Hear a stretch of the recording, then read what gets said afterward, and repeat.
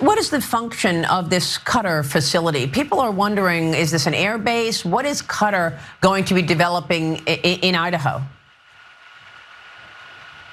Yeah, I saw some reporting about this, Maria. I actually talked to the Secretary of War, Pete Hegseth, this morning.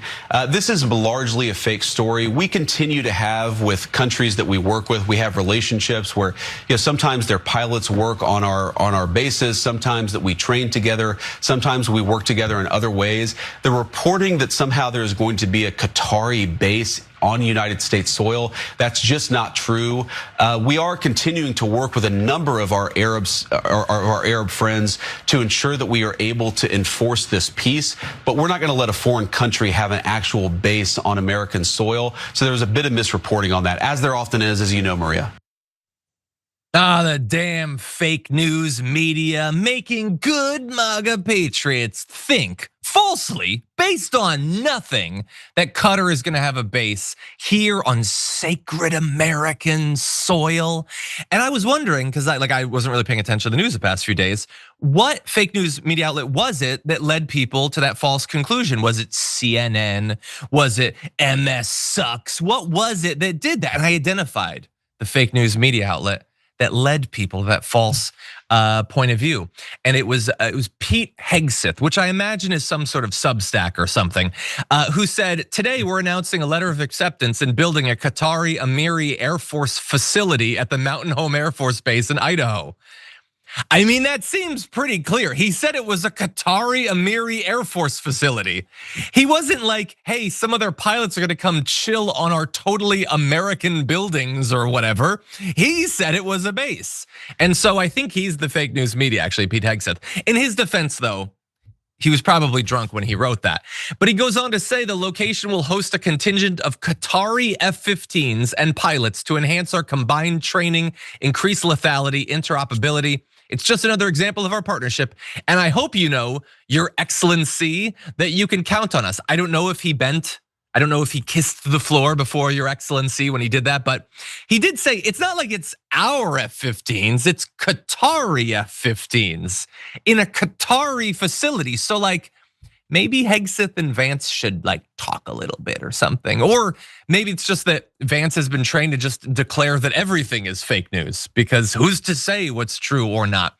But before we discuss this, I do just want to remind everyone that we had an interesting road to getting this Qatari facility here on American soil, because not that many years ago, back in 2017, as I shared on Instagram, Trump declared that Qatar has been a funder of terrorism at a very high level. And then fast forward to earlier this year, when they were gonna give him a $500 million plane, he said, I mean, I could be a stupid person and say, no, we don't want a free, very expensive airplane. I thought it was a great gesture. And then he took the plane, and now what do you know? This funder of terrorism at a very high level gets a Qatari Air Force facility. And so there's a reason that JD Vance is coming out swinging to the extent that he can. It's because this looks really bad. It looks really corrupt. And even people like Laura Loomer are mad about this. And that, by the way, I know that it seems like, oh, you're just showing some tweets or whatever. If Laura Loomer is complaining about this, there is a chance it doesn't happen now, actually, that they pull this. Because she said, never thought I'd see Republicans give terror financing Muslims from Qatar a military base on US soil so they can murder Americans. Which, by the way, I don't think that the F-15s are gonna be taken off from this base and then bombing Austin or whatever in their defense. I think this is corrupt. I don't think they're gonna be launching strafing runs on Sheboygan from it, Laura Loomer. But she says they're harboring jihadis. This is where I draw a line. And Pete Hegseth responded to this, saying it's just we long-standing partnership. It's not their base, even though I said it was their facility. We'll be controlling it. And that was not enough to win over Laura Loomer, who said nobody wants the funders of Hamas in America being trained to fly fighter jets on US soil. A jihadist in a suit is still a jihadi. I don't know what that means. Presumably they're wearing Air Force uniforms, if anything, but she says it's a threat to our national security. So that's why they're freaking out, JR. What do you think? It's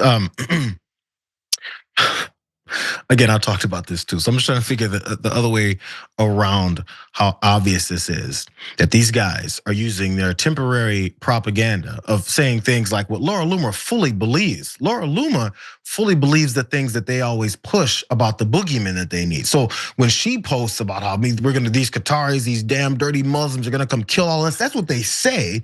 Then when the money comes in, they're like, well, we have to, backtrack on this. Once the plane comes in, we have to backtrack on this. And Pete Hegseth was gonna give her a nice calm answer.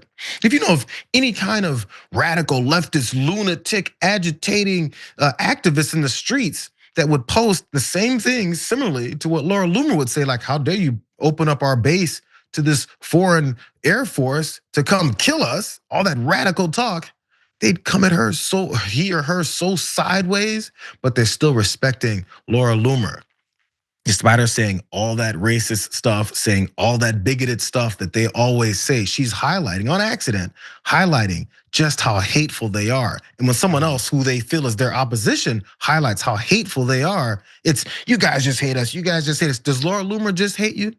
Or is she espousing the same things that you guys always talk about? It's pretty obvious, man. It's a quid pro quo. He got the golf course, he got the plane. Anything that they give him, suddenly he's ready to just go right along with the other, whatever it is that they demand in return. So can we bring back up those questions from back when he was taking that plane and all the lies that they told about what's not gonna happen as it happens? That's the follow-up that the media isn't gonna pull off. Yeah, it's just absurd that does anyone really doubt that this is a product of the bribe? By the way, maybe it's in our interests. I don't know. Qatar is an ally of ours over there. Maybe it's in our interests. But do you think they would have gotten this if not for the bribe? Whether you're like a Bernie Sanders fan or MAGA, you know that it's the bribe. It's the bribe, and he can get away with it. We were told for years by like Comer, oh, we're gonna find Joe Biden, he got like a little bribe and then blah, blah. It was a $500 billion bribe. And it's just cool, it's just cool. And then government policy changes because Trump got a plane. And we just accept it. And by the way, it's not even, it was, when that happened, that was the biggest bribe, I think, in world history. It's not even the biggest bribe anymore. The $2 billion to World Liberty Financial is bigger. I mean, granted, he doesn't keep all that, but it's just insane, the corruption. If you enjoyed that, then make sure that you never miss another video by subscribing. And if you want a little more, consider hitting the join button and becoming a member. So you're probably wondering, why would I do that? Well, when you do that, you get access to bonus content that I make every single week, and it's a lot of fun. You get custom emojis and more. If you join at tier 3, by the way, you even get access to a monthly member hangout with myself. And you'll get all that going forward, but you'll also unlock years of the back catalog. That is literally 100 or more bonus clips and top 10 lists and debates and more. So what are you waiting for?